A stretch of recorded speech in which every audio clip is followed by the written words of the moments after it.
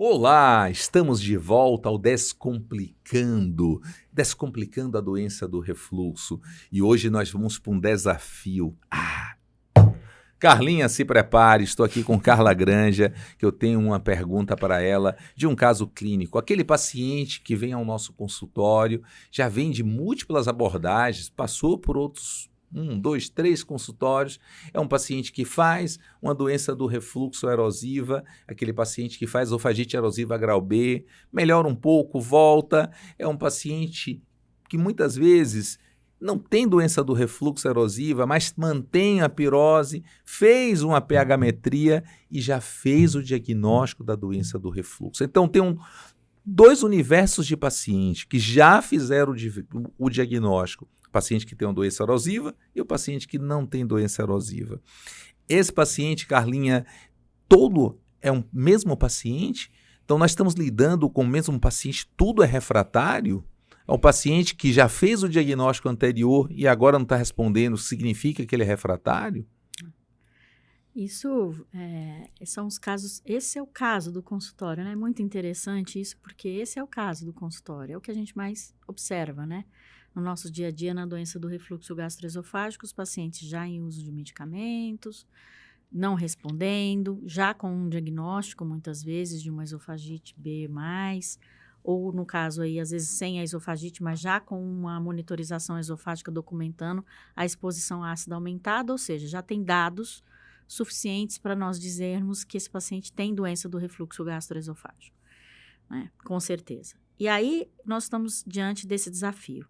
Esse paciente é efetivamente refratário ou esse paciente tem um sintoma refratário? Essa que é a grande pergunta atual. E agora eu quero ver você me responder isso de forma rápida e objetiva. Ele fica me apressando, olha só. Mas é a verdade. Então, assim, paciente refratário é aquele paciente em que a inibição ácida não está sendo efetiva. Sempre checando antes se o paciente tem aderência, está aderido ao tratamento, está fazendo o tratamento como proposto, né? Como é preconizado, como deve ser feito. E aí, esse paciente, então, ele deve ir para uma investigação adicional. O melhor exame para a gente entender melhor o que acontece com esse paciente chama-se impedância pH-metria em uso da medicação. Então, a gente normalmente realiza o exame em uso da medicação, de preferência, e o preconizado é a dose dobrada da medicação, do inibidor de bomba de prótons, não é?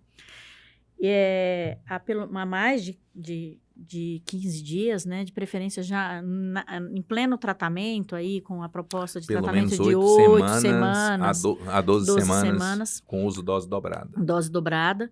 E aí, esse paciente, nós vamos conseguir responder algumas perguntas. Primeiro, aquela medicação está fazendo a inibição ácida efetiva?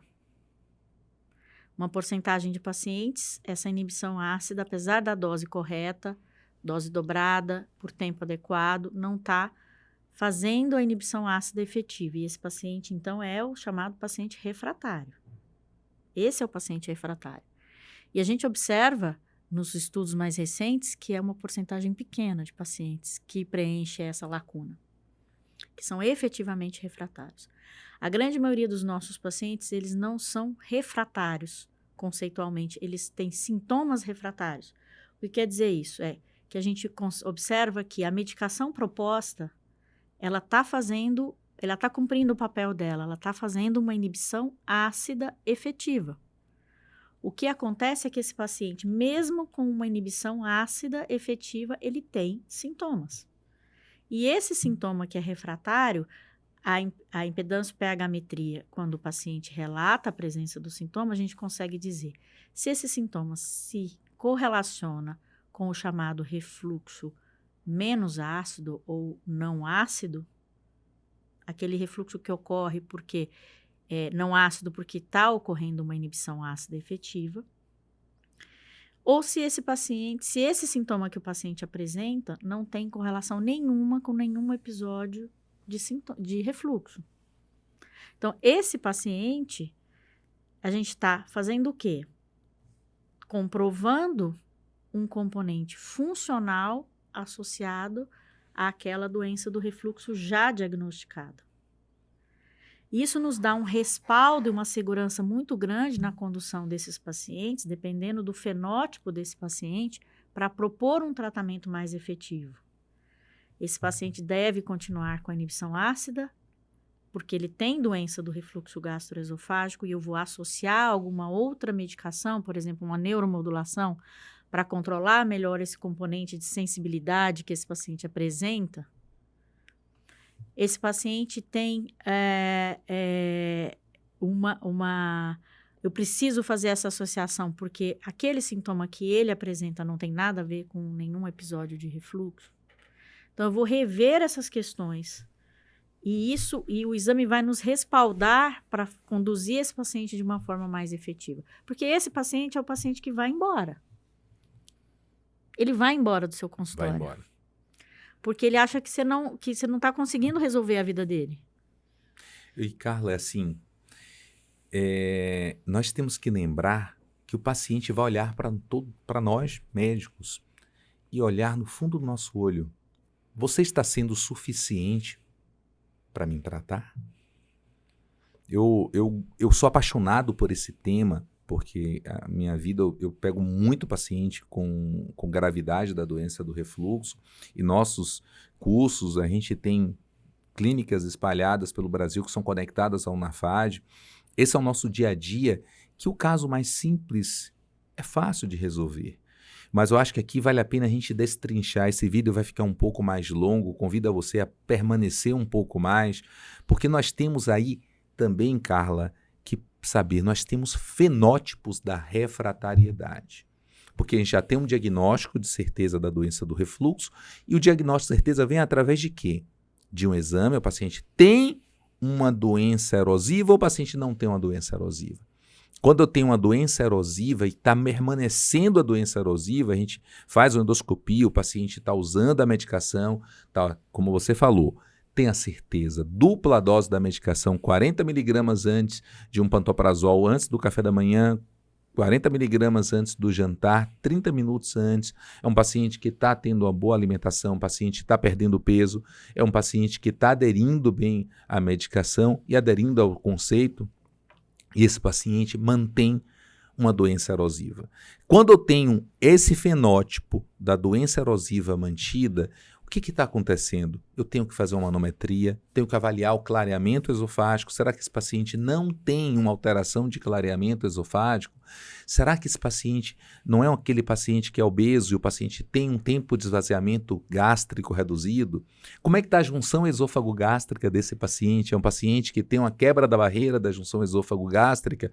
Não vai ter inibição ácida que vai melhorar tudo isso. Nós estamos diante de um paciente que tem uma magnitude do refluxato que vai estar dentro do esôfago. Isso daí é um paciente que você tem que abordar de forma multidisciplinar e não simplesmente carimbar o paciente como refratário à medicação. Ele está refratário ao tratamento. Ele precisa de uma reabordagem, um tratamento que nós estamos lidando com a doença erosiva que não está cicatrizando. É um paciente que vai precisar, como você falou, acrescentar novas drogas ou até mesmo avaliar se vai trocar de medicação, que alguns pacientes, quando eu não tenho obesidade, quando eu não tenho hernia de hiato, quando eu não tenho alteração de motilidade esofagiana, quando esse paciente está aderindo bem à medicação, aí eu posso raciocinar que não é muito. No nosso meio, é um paciente que é metabolizador, é um paciente que não está respondendo ao inibidor da bomba de próton, e aí sim eu vou raciocinar para esse paciente para mudar a classe medicamentosa para a gente poder estar utilizando uma vonoprazana, que é o que a gente tem aqui no nosso meio. Mas quando eu tenho um paciente como esse, que eu tenho tudo na mão, eu tenho como orientar um paciente. A grande maioria das vezes que a gente observa de refratariedade, muitas vezes é a suficiência no diagnóstico que não está feito adequadamente. Sim. Dentro desse mesmo grupo, mas com outro fenótipo, nós temos a paciente que tem um sintoma refratário, um paciente que não tem uma doença erosiva, mas permanece com a pirose que não está sendo suficiente pela medicação. E aí a impedância, mais uma vez, vai ser valiosa para a gente poder saber qual é a causa. É um refluxo não ácido? Esse paciente pode ter uma doença orgânica, ele pode ter uma doença do refluxo, pode estar sendo inibida a doença do refluxo pelo bloqueador, e o paciente tem uma pirose funcional, o paciente tem um overlap, o paciente tem uma sobreposição de duas patologias. Então, antes da gente achar que esse paciente é refratário e sair trocando medicação, buscando classes medicamentosas cada vez mais potentes, e não está resolvendo. O paciente não retorna, muitas vezes a gente não sabe se não está tratando, porque o paciente não melhora, ele vai para outro médico. E aí esse é um paciente que precisa ter o conhecimento, e a gente chama você, pudesse complicando, a gente vai viajar pelo mundo da neuromodulação para também ter esse entendimento. Mas chamamos nesse bloco o entendimento que o paciente pode ter um sintoma refratário e pode ter uma sobreposição de sintomas, sobreposição de doença, e o paciente pode ter uma doença orgânica com uma doença funcional. Então, refratariedade é algo desafiador, é algo que a gente precisa parar, observar, e o laboratório de motilidade faz a diferença na vida desse paciente. A impedância e pH-metria tem uma grande vantagem frente à pH-metria. Caso o paciente possa, conduza esse paciente, dialogue com um colega da motilidade, prepare. Não adianta simplesmente pedir uma impedância. Você tem que ter a certeza que esse paciente está fazendo o passo a passo dentro desse linha de tratamento para que conduza ao melhor tratamento possível.